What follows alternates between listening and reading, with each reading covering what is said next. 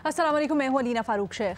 खबर ये है कि वज़ीर ख़ारजा इसहाक़ डार की अपने अमरीकी हम मनसब मार्को रूबियो से गुफ्तगू हुई है और जो प्रेस रिलीज़ जारी की गई है पाकिस्तानी दफ्तर ख़ारजा की जानिब से, उसके मुताबिक दो तरफ़ा ताल्लुकात, माशी ताउन और इलाकाई सिक्योरिटी पर बात हुई। खुसूसी तौर पर मार्को रूबियो ने पाकिस्तान का शुक्रिया अदा किया कि जो उन्होंने काउंटर टेररिज्म के लिए किरदार अदा किया है। और फिर आपको याद ही होगा, हमने भी इसके ऊपर बात की थी कि जो एबी गेट हमले में मुलव्विस दहशतगर्द था, उसकी गिरफ्तारी और अमरीका हवालगी में पाकिस्तान का जो किरदार रहा, उसके ऊपर खुसूसी तौर पर शुक्रिया भी अदा किया गया। लेकिन ये पहली बार नहीं है कि शुक्रिया अदा किया गया। इससे पहले भी आपको याद होगा, ट्रंप ने तो अपने खिताब में बाकायदा पाकिस्तान का नाम लेके शुक्रिया अदा किया। फिर दीगर जो काउंटर टेररिज्म की पाकिस्तान की तरफ से इनिशिएटिव्स दिए गए, उसका भी शुक्रिया अदा किया। अब सवाल यहाँ पर यह बनता है कि ये जो पाकिस्तान का नाम लेना, ना सिर्फ अमरीकी सदर की जानिब से शुक्रिया अदा करना, बल्कि ये जो अब राब्ते हो रहे हैं, गुफ्तगू हो रही है पाकिस्तान और अमरीका के दरमियान में हाई लेवल पर, ये क्या अहमियत रखती है और इससे क्या अखज़ करना चाहिए? क्योंकि आपको याद होगा, बातें या चहमगोइयाँ तो ये हो रही थी ट्रंप इंतज़ामिया के आने से पहले और फिर कुछ अरसे बाद भी, कि पाकिस्तान से मुतालिक बड़ा सख्त रवैया अपनाया जा सकता है। ये भी ख्याल किया जा रहा था, गुमान किया जाता है कि जी ट्रंप इंतज़ामिया में बहुत से लोग या ट्रंप के आस पास जो बहुत से अफराद हैं, वो पाकिस्तान से मुतालिक थोड़ा सख्त रवैया, सख्त सोच रखते हैं, तो इसका असर पाकिस्तान अमरीका ताल्लुकात पे पड़ सकता था। लेकिन अभी जब गुफ्तगू हो रही है और हम देख रहे हैं कि एक के बाद एक राब्ता हो रहा है, माइंड यू कि पाकिस्तान ये जो टैरिफ्स का मामला है, इसके ऊपर एक डेलीगेशन भी भेजना चाहता है, इसकी तैयारियां कर रहा है अमरीका। तो ऐसे हालात में इसका क्या मतलब लिया जाए? क्या ये जो राब्ते हैं पाकिस्तान और अमरीका के, या ट्रंप इंतज़ामिया की तरफ से पाकिस्तान से जो राब्ते और गुफ्तगू हैं, ये मुस्बत पैगाम या मुस्बत पेशरफ्त है पाकिस्तान के लिए? ये ज़रा पूछते हैं अपने तज्जियाकारों से। हमें ज्वाइन करें इसके लिए रीमा उमर साहिबा, सलीम साफ़ी साहब, इरशाद भट्टी साहब और फ़खर दुरानी साहब भी हमारे साथ मौजूद हैं। भट्टी साहब, आप सबसे पहले कहिएगा, आपकी क्या राय है? क्या ये राब्ते खिलाफ तवक्को हैं और क्या ये एक मुस्बत इशारा है?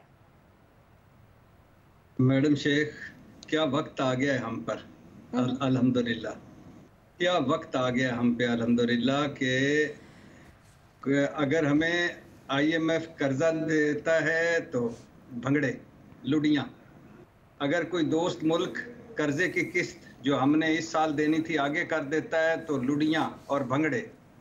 और मैडम शेख, ट्रंप साहब का शुक्रिया अदा होता है तो भंगड़े, और अगर कोई टेलीफोन पे राब्ता हो जाता है तो उस पर भंगड़े। मैडम शेख, ये मफादात की दुनिया है, कई बार कह चुका हूँ, कई बार बात हो चुकी है, ये मफादात की दुनिया है। जब सीटो सेंटो था, अमेरिका बहादुर हम पर वारी वारी जा रहा था। जब अफगान जहाज वक्त था, अमेरिका के हम चहेते थे। जब 9/11 हुआ, हम अमेरिका के सबसे प्यारे थे। और अभी शरीफुल्लाह की गिरफ्तारी, ट्रंप साहब ने शुक्रिया अदा किया। इससे पहले रेमंड डेविस साहब, 2 बंदों का कातिल पाकिस्तानियों का, जिसमें अपोजिशन, हुकूमत और उस वक्त की इस्टेब्लिशमेंट सब 1 पेज पे आए और अदालत में बैठे और काबुल भिजवाया, उस पर भी शुक्रिया अदा हुआ। वैसे बताता चलो कि ये शरीफुल्लाह वो वाला नहीं है जिस शुबे में पकड़ के हमने जो दिया था, ये कोई दूसरा है। बहरहाल क्या उस मतलब? पर भी शुक्रिया हो गया कि मैडम शेख, ये था ना कि वो जो काबुल एयरपोर्ट का मास्टरमाइंड, तो ये वो मास्टरमाइंड नहीं है। और ये तो उनकी FBI ने भी माना है, उनकी अदालत ने भी माना है, अमेरिका ने भी मान लिया है कि ये वो वाला शरीफुल्लाह नहीं है, यानी जो मास्टरमाइंड था वो नहीं है। बहरहाल ये सहूलतकार था, मददगार था उस हमले का या उस वक्त का। तो लेकिन बहरहाल शुक्रिया तो हो गया हमारा। मैडम शेख, जब मफाद नहीं होता अमेरिका को, तो फिर पता है वो क्या कहता है? फिर ट्रंप साहब ट्वीट करते हैं कि 32 अरब हमारे डॉलर खा गए हो, धोखा दिया है हमें, तुम चीटर हो, तुम धोखेबाज हो। और जब मफाद नहीं होता तो हमारी हालत ये है। ये जो आपने कहा ना, शराकतदारी बराबरी की होती है मैडम शेख। शराकतदारी होती है जब दोनों फरीक बराबर के हों। ये हमारा तो हाल ये है कि पाक ईरान गैस पाइपलाइन हम नहीं बिछा पाए अभी तक, और अभी हम जुर्माने के मरहले पर बैठे हैं। CPEC पे हम एड़ियां रगड़ रहे हैं कि अमेरिका बहादुर नाराज ना हो जाए। ये शराकतदारी लफ्ज हमारे और अमेरिका के दरमियान नहीं लग सकता। हम भूखे नंगे फकीर कर्जों पर अपना वक्त गुजार रहे हैं। और ये ट्रंप का दौर है, ट्रंप बिजनेसमैन है। ट्रंप ने 2 महीनों में क्या कर दिया है ये आपके सामने है।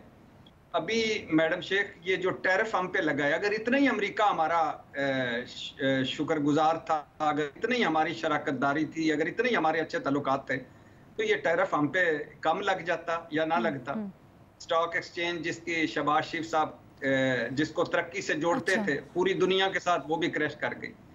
तो मैडम शेख ये शराकतदारी, ये टेलीफोन आना, ये उनका कोई मफाद होगा अमेरिका का, कोई हमारे से अगला काम होगा, कोई उनके अपना जाती मसला होगा जिसकी वजह से ये सारा हुआ है। वरना हमारी क्या औकात, हमारी क्या हैसियत इस वक्त इन हालात में। हाँ, अगर ये हो जाए जो फौजी साजो सामान अफगानिस्तान में छोड़ के अमेरिका गया है वो वापस ले ले, दाश, TTP, अलकायदा से कुछ हमारा 19-20 अमेरिका हमारे साथ मिलकर कर दे तो बड़ी अच्छी बात है। वरना ये कोई शराकतदारी नहीं है, कोई ताल्लुकात की कोई इससे आप गर्मजोशी या मुस्तकिल ताल्लुकात या कोई बड़े अच्छे ताल्लुकात होने वाले हैं ये नहीं कह सकते। जब उनको मफाद होगा तब टेलीफोन आएंगे और हम इधर भंगड़े डालेंगे। जब मफाद निकल जाएगा तो फिर हम वहीं खड़े होंगे जहाँ खड़े थे। फ़खर, आप इत्तेफाक करते हैं इससे? देखिए, इसमें अब जो अमेरिका और पाकिस्तान के ताल्लुकात पिछले चंद सालों से अगर हम देख लें तो उसमें हमें डाइवर्जेंस ज़्यादा नज़र आती है कन्वर्जेंस की बजाय। और ट्रंप इंतज़ामिया के हवाले से भी देखा जाए तो उसमें फ़िलहाल जो है ट्रंप इंतज़ामिया ने इस खित्ते के हवाले से कोई पॉलिसी अभी मुरतब ही नहीं की। अभी तो वो इवॉल्व कर रहे हैं जो इस खित्ते के हवाले से पॉलिसी है। इसलिए मैं समझता हूँ कि ये जो एक टेलीफोन कॉल थी मार्को रूबियो की इसहाक डार साहब के साथ, ये कर्टसी कॉल से ज़्यादा कुछ नहीं था। गो के जो मामलात होते हैं वो ज़ेर बहस आते हैं, लेकिन इसको अगर कोई सिग्निफिकेंस दी जाए या कोई इस हवाले से कहा जाए कि ये बड़ी अहमियत की कि पाकिस्तान को अहमियत दी जा रही है, तो मैं नहीं समझता कि ये उस हवाले से उसको देखा जाएगा। जहाँ तक बात है कि 2 इश्यूज़ के हवाले से जो कि इस जो स्टेटमेंट भी जारी की गई है उसमें डिस्कस किया गया है 2 इश्यूज़। एक तो टैरिफ के हवाले से और दूसरा जो अफ़गानिस्तान से जो असलहा की वापसी के हवाले से भी देखा जाए। तो इसमें देखें जो ट्रंप की तरफ से फ़िलहाल जितने भी ऐलान किया गया था टैरिफ के हवाले से जितने ममालिक के साथ, तो ट्रंप ने ये अभी तक वापस नहीं लिया कोई भी जितने ममालिक के ऊपर उन्होंने अनाउंस किया था। अगर पाकिस्तान ने कोई कंसेशन लेनी है ट्रंप से या ट्रंप इंतज़ामिया से तो उसके लिए जिस तरह ये इन्होंने कमेटी बनाई है हमेशा यही करना होगा। जो दूसरे ममालिक भी अब अनाउंस कर रहे हैं कि रेसिप्रोकेट किया जाएगा कि वो अगर ज़ीरो टैरिफ कर दें पाकिस्तान भी तो उसके बाद कोई अमेरिका से कंसेशन ली जा सकती है और ये पाकिस्तान के फ़ायदे में होगा। अगर ज़ीरो टैरिफ भी किया जाता है तो पाकिस्तान की अगर टोटल जो ट्रेड वॉल्यूम है 2023-24 का अगर देखा जाए तो कोई $5 अरब थी जो टोटल पाकिस्तान की जो एक्सपोर्ट है उसमें से भी $5 अरब में से कोई 80% टेक्सटाइल के थी। तो ये पाकिस्तान की टेक्सटाइल इंडस्ट्री के हवाले से जो बाकी कंपिटिटर्स हैं उनका देखा जाए, चाहे वो वियतनाम हो, चाइना हो, उसके साथ साथ इंडिया हो या बांग्लादेश हो, उनके ऊपर जो टैरिफ का स्लैब है वो पाकिस्तान से कहीं ऊपर और ज़्यादा है। तो इसलिए पाकिस्तान अगर ये अमेरिका के साथ नेगोशिएट करके जो पाकिस्तानी जो इंपोर्ट का वो इनके ऊपर टैरिफ वो लगाता है वो अगर ज़ीरो कर दे तो इससे पाकिस्तान और अमेरिका के दरमियान शायद कोई एक कंसेशन अमेरिका से मिल सकती है। और दूसरा अगर देखा जाए जो अमेरिका के जो अफ़गानिस्तान के असलहा वापस लेने के हवाले से देखा जाए तो देखें उस पर जब तक अफ़गानिस्तान राज़ी नहीं होगा तब तक अमेरिका ये असलहा वहाँ से वापस नहीं ले सकता। इसलिए मैं नहीं समझता, अफ़गानिस्तान की तरफ से पहले ही इसके ऊपर रद्द-ए-अमल आ चुका है कि वो असलहा अब अफ़गानिस्तान की मलकियत है इसलिए वापस नहीं हो सकता। तो ये for the sake of discussion ये हो सकता है या एक स्टेटमेंट के हद तक तो हो सकता है कि अफ़गानिस्तान से असलहा वापस लाने के लिए कोई पाकिस्तान के साथ ताल्लुकात वो किए जा सकते हैं। इसलिए ये जो मार्को रूबियो की जो एक टेलीफोनिक कन्वर्सेशन है कोई इसकी मैं नहीं समझता कि सिफारती हवाले से कोई इतनी बड़ी कोई सिग्निफिकेंस होगी। एक रूटीन का एक कर्टसी कॉल से ज़्यादा इसका कोई इम्पैक्ट नहीं। ठीक है सलीम साफ़ी साहब, अगर एक डिफरेंट इसको व्यू से देखें, पाकिस्तान ने क्या काउंटर टेररिज्म के लिए अमेरिका के साथ एक अहम पार्टनर के तौर पर या उनकी अटेंशन ग्रैब करने में कामयाब हो गया है? क्या इसको भी अचीवमेंट के तौर पर कहा जा सकता है? अब इसको किस तरह से कैपिटलाइज करना है ये देखना है। नहीं, मेरे ख्याल में मामला इतना नहीं है कि अमेरिकी कोई पाकिस्तान के साथ बहुत क़ुर्बत चाहेंगे या क़ुर्बत की तरफ मामला ले जाना चाहेंगे, बल्कि शुक्र इस बात पे बहरहाल शुक्र अदा करनी चाहिए कि अमेरिका की तरफ से हमारे ऊपर वो कोई कहर नाजिल नहीं हो रहा, क्योंकि पहले ये इल्ज़ाम अमेरिका की तरफ से लगता रहा कि अफ़गानिस्तान में उसको अगर शिकस्त हो रही है तो वो पाकिस्तान के किरदार की वजह से हो रही है। तो उस कंटेक्स्ट में अगर देखा जाए तो अमेरिका को ज़्यादा गुस्सा पाकिस्तान पे होना चाहिए था, लेकिन उसकी अपनी गलतियाँ इतनी ज़्यादा हैं और फिर जो बाइडन ने की इंतज़ामिया ने इतनी गलतियाँ की कि हमारे ऊपर वो कहर उनका वो कम हो गया और कुछ न कुछ उनको अब हमारी कुर्बानियों का एहसास हो रहा है। इसलिए डोनाल्ड ट्रंप ने भी उस वक़्त बात की और आज भी सेक्रेटरी ख़ारजा ने बात की।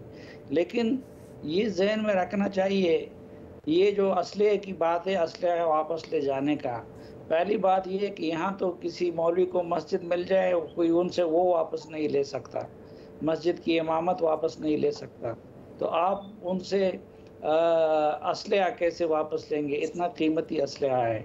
और दूसरा, मेरा अपना अंदाज़ा और तज्ज़िया ये है, मैं उस वक्त से करता चला आ रहा हूँ कि ये असलहा अमरीकियों ने जानबूझ के वहाँ पे छोड़ा है और कुछ ख़ास मकसद के लिए छोड़ा है।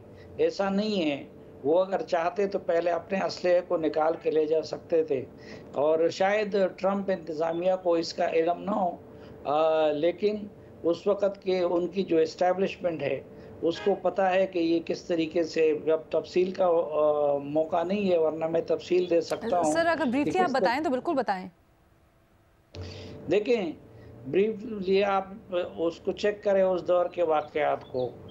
अमरीकियों ने अपना इनखिला शुरू किया और तालिबान ने असलहे पे कब्ज़ा शुरू किया शमाल से, शुमाली अफ़गानिस्तान से, जो मज़ार शरीफ है, जो उस कुंदूज़ है, उसके साथ बादगीस है, ये जो इलाके हैं, उन सूबों में कीमती असलहा, एक तो ये है कि उसका तालिबान सीधा जाके डिपो पे हमलावर होते और डिपो से ले आते।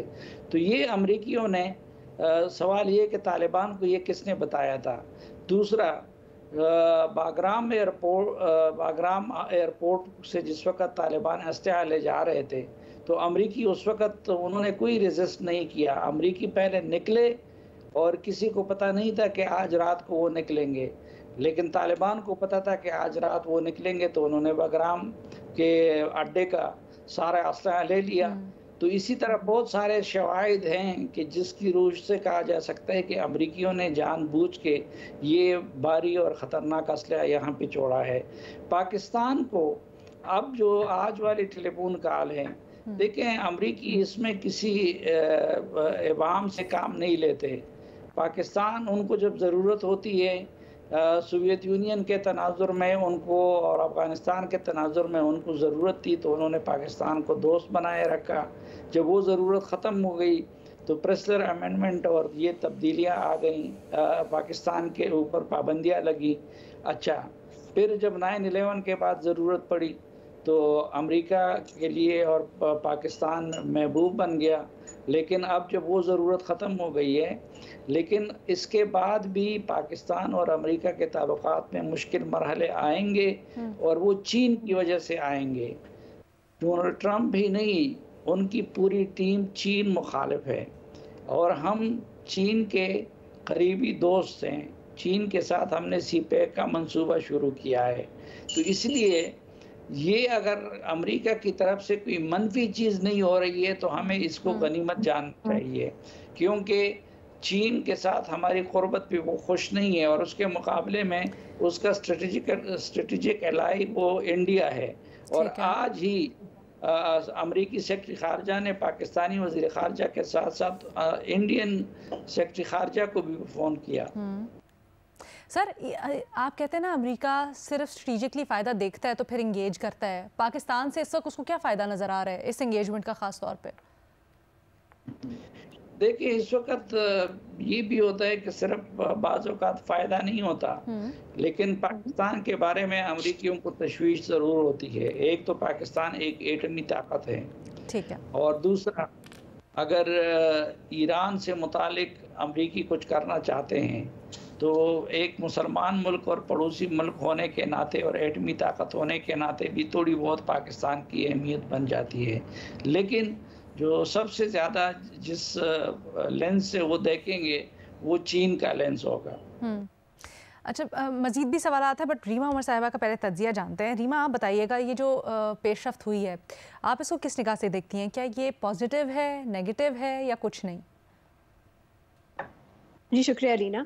बहुत से मुख्तलिफ पहलुओं पे बात हुई। एक मॉरल पहलू भी इंट्रोड्यूस करना चाहिए कि जब हम हमारी रियासत की फॉरेन पॉलिसी को असेस करते हैं या बात करते हैं कि क्या अच्छा है क्या बुरा है, उसमें किस हद तक हम मॉरल एंगल जो है वो शामिल करते हैं। हम सब ने बहुत बार इस शो पे बात की कि गज़ा को पूरी दुनिया ने एक तरह से अकेला छोड़ दिया, और वहाँ पे जो हो रहा है, लोगों ने उस तरह, ममालिक ने उन गज़ा के साथ नहीं खड़े हुए जिस तरह खड़ा होना चाहिए था। तो अगर आप इसको फॉरेन पॉलिसी लेंस से देखें तो पाकिस्तान को क्या करना चाहिए, क्योंकि अब नेतन्याहू के साथ भी ट्रंप की मुलाकात हुई, जिस तरह गज़ा के बारे में बात की गई वो बहुत परेशान कुन है कि मज़ीद सिचुएशन और बुरी हो सकती है। तो फिर जब हम एक्सपेक्ट करते हैं कुछ अपनी रियासत से, अपनी हुकूमत से, तो हमें क्या एक्सपेक्ट करना चाहिए कि अमेरिका के साथ उनका किस तरह का रिलेशनशिप हो। क्या हमें चाहना चाहिए कि मज़ीद कुर्बत हो इस एडमिनिस्ट्रेशन के साथ? ख़ास तौर पे गज़ा का एक मामला है, और भी बहुत से इश्यूज हैं। जिन ममालिक ने गज़ा के लिए स्टैंड लिया, मैं साउथ अफ्रीका का एग्जाम्पल देती हूँ, उनको रिटेलिएशन फेस करना पड़ी है इस एडमिनिस्ट्रेशन की तरफ से। मज़ीद धमकियाँ, इंटिमिडेशन के जो टैक्टिक्स हैं वो अडॉप्ट किए जा रहे हैं। तो बहुत आसान है हम लोग, और मेरे पास इसका कोई जवाब नहीं है। मैं समझती हूँ कि रियल पॉलिटिक मुश्किल एक चीज़ है, आपको प्रैग्मेटिक होना पड़ता है, लेकिन हम सब बात तो कर देते हैं कि मुस्लिम ममालिक जो है उन्होंने फेल कर दिया गज़ा को, लेकिन उसमें पाकिस्तान का क्या रोल होना चाहिए? ख़ास तौर पे जब हम अमेरिका की बात करें, क्या कुछ हमें भी देखना चाहिए कि हमारी डिप्लोमेसी में गज़ा किस तरह फीचर करता है? क्या इस तरह की जो करीबी, अगर हम उसको सेलिब्रेट भी करें, सेलिब्रेट करनी चाहिए? सो ये एक सवाल है मेरा, मॉरल सवाल। दूसरा, मेरा नहीं ख्याल हमें इस एडमिनिस्ट्रेशन को भी उसी लेंस से देखना चाहिए जो हम पिछली एडमिनिस्ट्रेशन को देखते थे। बहुत सी तब्दीलियां आ रही हैं। भट्टी साहब ने बात की कि पाकिस्तान तो एक भिखारी की तरह देखा जाता है अमेरिका की तरफ से, तो अमेरिका जब मफादात होंगे तो बात करेगा, वरना नहीं करेगा। लेकिन अमेरिका अपने ट्रेडिशनल एलाइज के साथ क्या कर रहा है? अब EU तो भिखारी नहीं है, कनाडा तो भिखारी नहीं है, तो अमेरिका में एक चेंज इस वक्त उनकी भी पॉलिसीज में आ रहा है। उसको अप्रिशिएट करना चाहिए, उसको समझना चाहिए। मेरा नहीं ख्याल it is business as usual, और पूरी दुनिया में भी इस पे डिस्कशन हो रही है। ये टैरिफ का भी जो मामला है, सिर्फ पाकिस्तान पे तो इम्पोज नहीं किए गए, पूरी दुनिया, अक्सरियत ममालिक पे किए गए हैं, और उसके पीछे सोच क्या है, उस पर मजीद बहस हो सकती है। तो ये दूसरी बात कि it's not business as usual. तीसरी बात इसी से जुड़ी कि इसलिए मेरी नज़र में ये सिग्निफिकेंस रखते हैं ये राब्ते। जो शुक्रिया करना स्पीच में, इस वक्त ये जो फ़ोन कॉल है उसमें जो मामला डिस्कस हुए हैं, मेरा नहीं ख्याल ये इनसिग्निफिकेंट है, क्योंकि आप ट्रंप की पहली एडमिनिस्ट्रेशन और उनके रवैये से, उनके जो बयानात थे उससे कंपेयर करें, तब पाकिस्तान को एक ही पर्सपेक्टिव से देखा जाता था कि ये दोगला हमारा एलाय था, इन्होंने हमसे पैसे लिए और बदले में हमें कुछ नहीं दिया। लेकिन अब थोड़ा सा उस नैरेटिव में तब्दीली है। अब सवाल ये है कि वो क्यों है? आपने साफी साहब से भी पूछा, इसमें सैटरडे को ईरान के साथ डील पे गुफ्तगू होगी अमेरिका की, तो उसका क्या हल निकलता है? क्या अमेरिका की ईरान पॉलिसी क्या होगी? उसमें भी पाकिस्तान का कोई रोल हो सकता है। Counter terrorism, of course Afghanistan जो है वो बिल्कुल एक नॉन इशू नहीं है अमेरिका के लिए, उसमें भी पाकिस्तान का रोल है। तीसरा जो मेरे लिए थोड़ी परेशानी की बात है, सॉरी मैं ज्यादा नेगेटिव एलिमेंट्स पे बात कर रही हूँ आज, मिनरल्स की एक्सप्लोरेशन। हमारा जो माजी रहा है, मिनरल्स की एक्सप्लोरेशन एक्सप्लॉयटेटिव रही है हमारे मुल्क के लिए। और इस वक्त जो बलूचिस्तान की सूरत हाल है, क्या फेडरल गवर्नमेंट इस तरह के बातचीत भी कर सकती है? क्योंकि हमारा आइन तो कहता है कि प्रोविंशियल गवर्नमेंट का रोल होगा इसमें। और जो ओवरऑल सिचुएशन बलूचिस्तान की है, वो किस तरह की डील होगी, what will it look like, उसकी डिटेल्स क्या होंगी? चौथा, ये जो इलीगल माइग्रेशन की बात होती है, अमेरिका जिस तरह से इलीगल माइग्रेंट्स को डिफाइन कर रहा है, उनके साथ जो बर्ताव कर रहा है, वो बहुत प्रॉब्लमैटिक है। तो उसके साथ भी मेरी नज़र में तो कोई खुशी की बात नहीं है कि आप कोलैबोरेट कर रहे हैं, तशवीश की बात ज़्यादा है। लेकिन एट द सेम टाइम अगर आप प्योरली प्रैग्मेटिक लेंस से देखें, तो होता नहीं है कि जो बुली है आप चाहते हैं कि आप उसकी फेवरेट बुक्स में हो कहीं ना कहीं। तो मुझे लगता है पाकिस्तान में भी ये एक पाया जाता है, ये एक सेंटिमेंट कि ट्रम्प बुली है, लेकिन पाकिस्तान जो है वो बच के रहे, या पाकिस्तान को कोई फेवर मिल जाए। Of course there are no free land lunches, इसके बदले में कुछ ना कुछ तो, और सिर्फ पाकिस्तान के साथ नहीं लेना, फॉरेन पॉलिसी पाकिस्तान की और ममालिक के साथ किस पे बेस्ड है? क्या मोरालिटी पे बेस्ड है? ऑफ कोर्स इंटरेस्ट पे बेस्ड है। तो ये एक्सपेक्ट करना कि अमेरिका की हमारे साथ किसी और इशू पे बेस्ड होगी, थोड़ा सा नाइव होगा। पर यही सवाल है कि क्या चाहते हैं हमसे, बट आई डोंट थिंक ये इनसिग्निफिकेंट है कि ये सिग्निफिकेंट है, लेकिन अभी इसके पीछे कुछ ना कुछ जरूर है। Of course we will see, कुछ हमें इंडिकेशंस मिल रही हैं, लेकिन आगे जाके मजीद क्लैरिटी मिलेगी इस पर। भट्टी साहब, आप कुछ ऐड करना चाह रहे थे? जी मैडम शेख, 2-3 बातें हैं। पहली बात तो रीमा उमर साहबा ने बड़ा ठीक पॉइंट उठाया, गजा पे पूरी दुनिया छोड़ गई है, और अनफॉर्चुनेटली बदकिस्मती की बात है कि इसहाक डार साहब ने नहीं बताया कि उन्होंने कोई गजा पर भी अपने कंसर्न शो किए होंगे। और फिर मैं एक मरतबा कहता हूँ कि जब OIC, मुस्लिम ममालिक, मुस्लिम दुनिया, अरब लीग गजा पर चुप है, तो हमारी क्या औकात, हमारी क्या हैसियत? हम इसहाक डार साहब ने क्या बात करनी थी? वो तो इस पर ही खुश थे कि उनको अमरीकी वजीर खारजा का फ़ोन आया, और इसहाक डार साहब, हम इसलिए खुश हैं कि हमारे वजीर खारजा इसहाक डार साहब हैं। पहली बात। दूसरी बात, ये ठीक कह रहे हैं साफी साहब के, बड़ी खुशी की बात है कि हम पर ट्रंप साहब गरजे बरसे नहीं हैं, लेकिन मसला वो भी ठीक कह रहे हैं कि चीन का मसला है, हमारा दोस्त चीन है, हमें कभी ना कभी पोजीशन लेना पड़ेगी।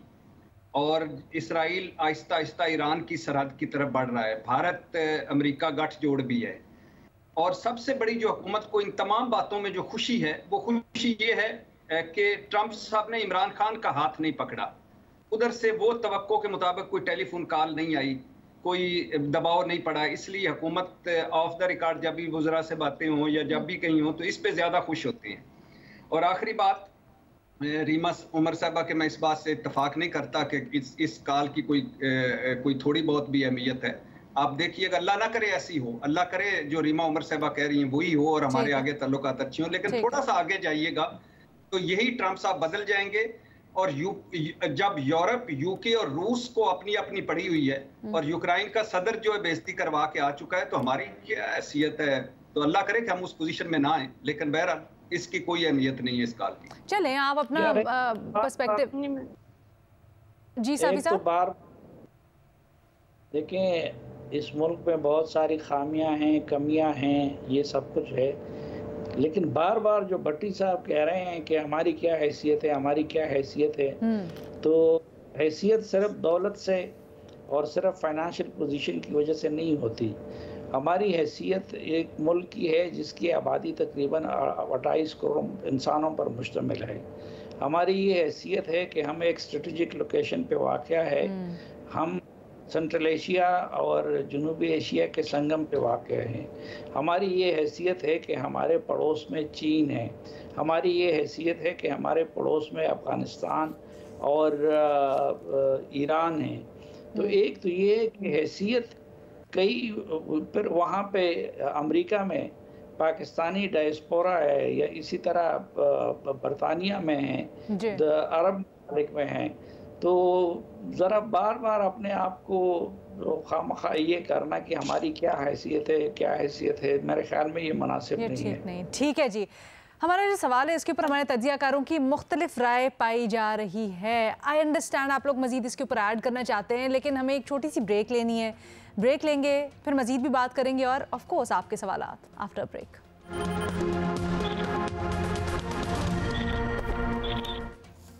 Welcome back. आपके भेजे गए सवाल तज्जियाकारों के सामने रखते हैं। रीमा, पहला सवाल आज आपसे करते हैं। आपसे उज़मा बलोच पूछ रही हैं कि आपको पता है सुप्रीम कोर्ट ने आज ही फैसला दिया है, 9 में से मुतल्लिक जो मुकदमात हैं उनका 4 माह के अंदर फैसला करना है ATCs को, और फिर जो उनके चीफ जस्टिस होंगे उनको भी रिपोर्ट करना है हर 15 दिन के अंदर। पूछा यह गया है कि क्या अदालत का ये फैसला इंसाफ के तकाज़ों को पूरा करेगा या फिर जल्दबाजी से फैसलों पर सवाल उठ सकते हैं? जी शुक्रिया। मेरा एक इख्तिलाफ है इस कानून से ही, जो हमारा एंटी टेररिज्म एक्ट है, जिसमें ये कहा गया है कि 30 दिन में इन्वेस्टिगेशन होगी और उसके बाद डे टू डे हेयरिंग्स होंगी और 7 दिन के अंदर अंदर फैसला करना होगा अदालत को। क्रिमिनल नौयत के केसेस जो अक्सर बहुत कॉम्प्लिकेटेड होते हैं, वो इतनी जल्दबाजी में नहीं ख़त्म हो सकते। तो ये एक्सपेक्टेशन ही गलत है जो कानून में सेट की गई है। दूसरी बात यह है कि ये पहली बार नहीं है, इस तरह के सुप्रीम कोर्ट से टाइमलाइंस मिलती रही हैं और वो फ्लाउट होती रही हैं। तो मेरा नहीं ख्याल सुप्रीम कोर्ट को इस तरह की टाइमलाइंस देने की ज़रूरत है, ये प्रॉब्लम्स ही क्रिएट करती है।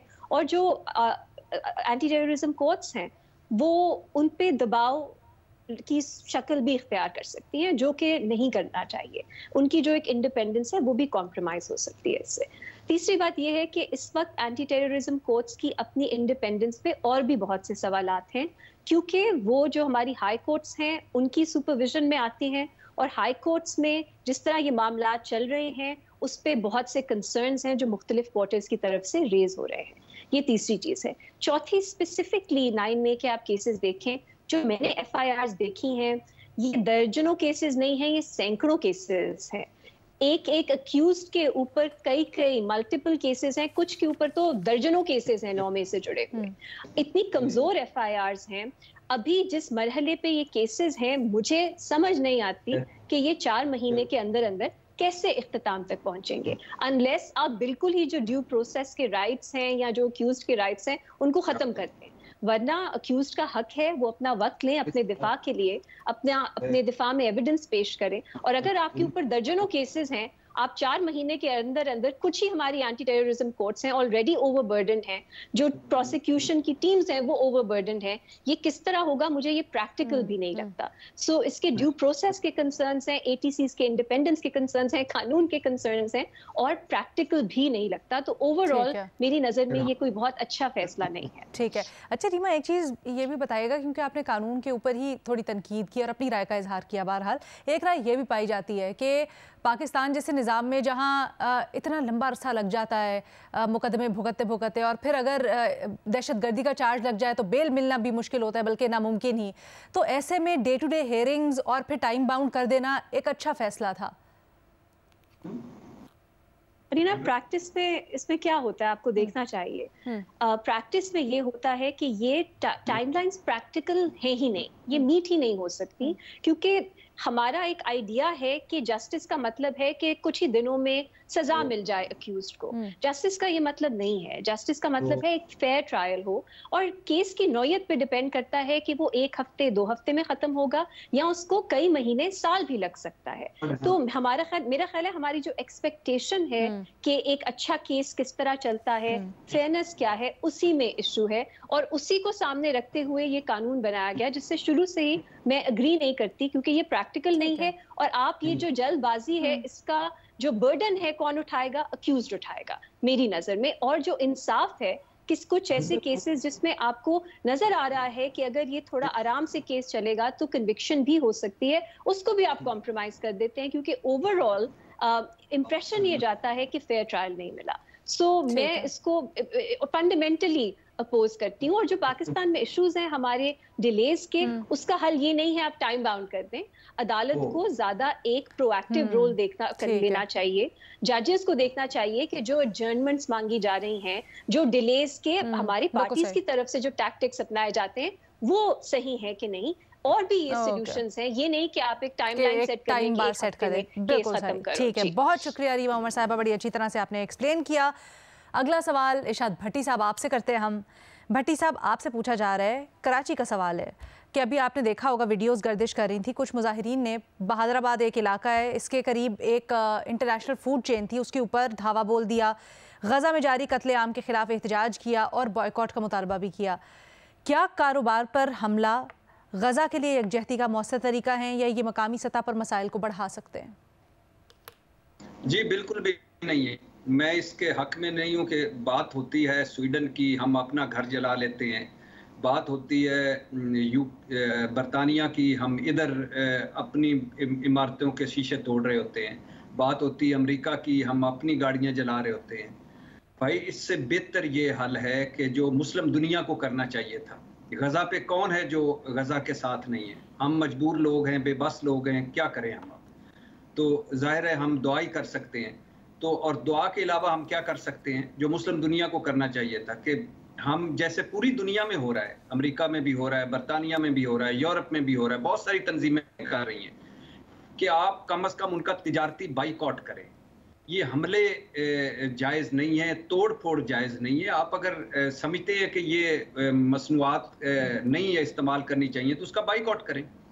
और मुस्लिम दुनिया भी अगर ये कर लेती तो आज इसराइल इतना आगे ना आता कि सिर्फ सफारती और तिजारती बाइकआउट ही हो जाता पूरी मुस्लिम दुनिया की तरफ से, तो आज सूरत हाल मुख्तलिफ होती। तो मेरे भाई जो भी सुन रहे हैं, खुदा के लिए ये ना करें, अपने घर ना जलाएं। हम आपके साथ हैं, हमारे सारों के दिल दुखी हैं। जो जुल्म हो रहा है वो सोचा नहीं जा सकता, लेकिन अब क्या करना है? करना ये है कि अगर आप कोई मुअस्सर करना चाहते हैं तो तिजारती बाइकआउट कर सकते हैं और पुरअमन रहकर कर सकते हैं, कानून के अंदर रहकर कर सकते हैं। ठीक है, शुक्रिया भट्टी साहब। एक छोटी सी ब्रेक लेते हैं, ब्रेक के बाद वापस आएंगे दीगर सवालात के साथ।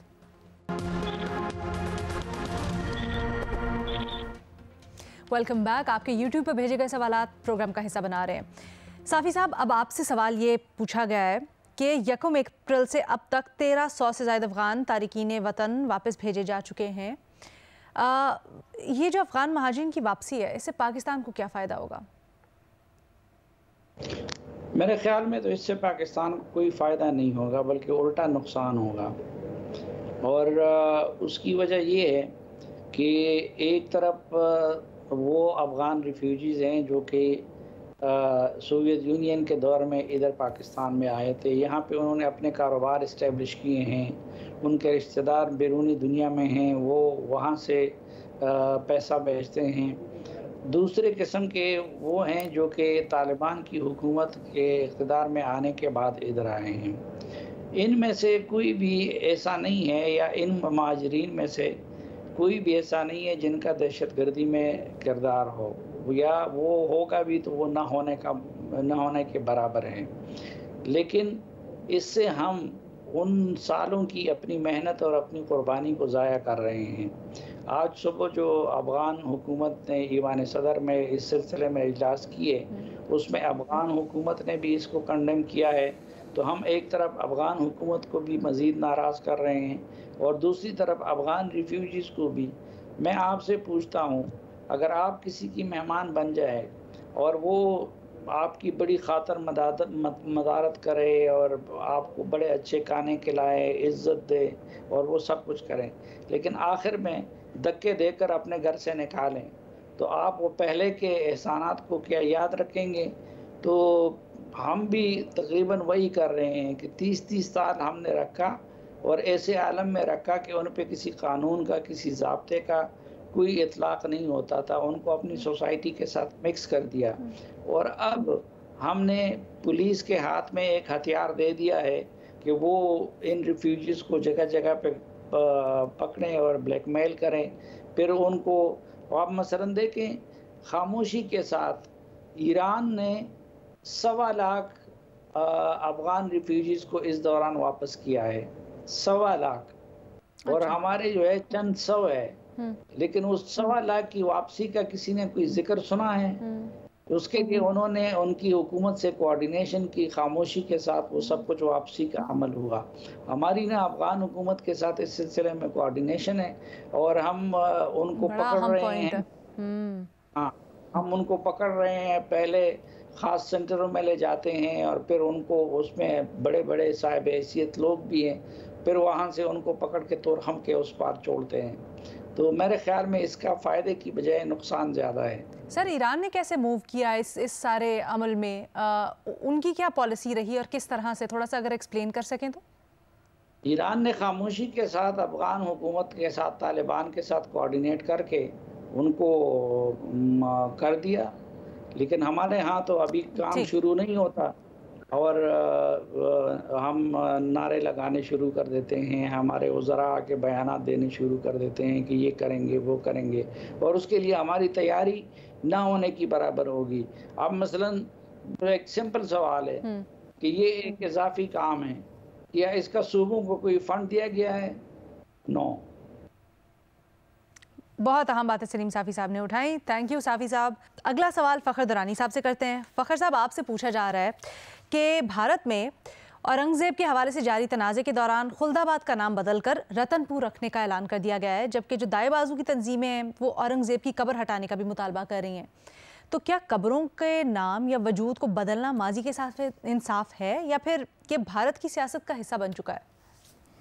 शुक्रिया। बिल्कुल ये एक दुरुस्त और जायज़ सवाल है। देखें, इंडिया के अंदर भी लोग सवाल उठा रहे हैं, जो कि ख़ासतौर पे बीजेपी हुकूमत आने के बाद जो इस तरह के एक्शन उठाए गए हैं, मुस्लिम नामों वाले जितने भी शहर थे उनको तब्दील किया गया और अभी तक किया जा रहा है। इसी तरह जो मुख्तलिफ और जो एक जगहें वगैरह थी उनकी हिस्टोरिक, उनको भी, उनके नाम भी तब्दील किए जा रहे हैं। तो ये कोई जो पहले ही एक्सपेक्ट किया जा रहा था, ख़ासतौर पे जो बीजेपी की हुकूमत आने से पहले ही, कि बीजेपी का मंशूर और मेन जो मोटिव था वो यही था कि हिंदुस्तान को एक हिंदू मेजॉरिटी और एक उस तरह का मुल्क बनाएंगे और उसके लिए ये तमाम तर इस तरह के इकदाम उठाए जाएंगे। देखें, हमें इंडिया के हवाले से अगर हिस्ट्री देखें तो इंडिया में जो जब ये ब्रिटिश छोड़ के गए थे आज़ादी के बाद 1947 के बाद, तो 50 ईयर्स में कोई 100 के करीब मुख्तलिफ शहरों के नाम तब्दील किए गए थे और उसमें नाम वो तब्दील किए गए थे जो कि ब्रिटिश जो गोरों के नाम के ऊपर शहर थे उनको तब्दील करके लोकल जो इंडियन हीरोज़ थे उनके नामों के ऊपर वो शहर रखे गए थे। लेकिन उसमें इंक्लूसिविटी थी, उसमें सेक्युलरिज्म की जो इंडिया की एक वो झलक नज़र आती थी कि तमाम मज़ाहिब के जो लोगों के नाम उसमें शामिल थे। लेकिन जब ये बीजेपी की हुकूमत आई उसके बाद से ये सिर्फ़ और सिर्फ पॉलिटिकल पर्पज़ और रिलीजियस पर्पज़ के ऊपर ये तमाम तर इस तरह के नाम तब्दील करके वो किए जा रहे हैं और हिंदू जो उनके नामों के ऊपर वो किए जा रहे हैं, जो कि इसके इंडिया के अंदर भी इस हवाले से सवालात उठाए जा रहे हैं। बहुत शुक्रिया फ़खर दुरानी साहब जवाब के लिए। और इसी तरह से आप लोग हमें अपने सवाल भेजते रहिए। यूट्यूब के ऊपर आप लोगों ने जो भी सवाल है अपना हमारी एपिसोड के नीचे जाकर लिखना है, हम प्रोग्राम का हिस्सा बनाएंगे। अल्लाह हाफ़िज़।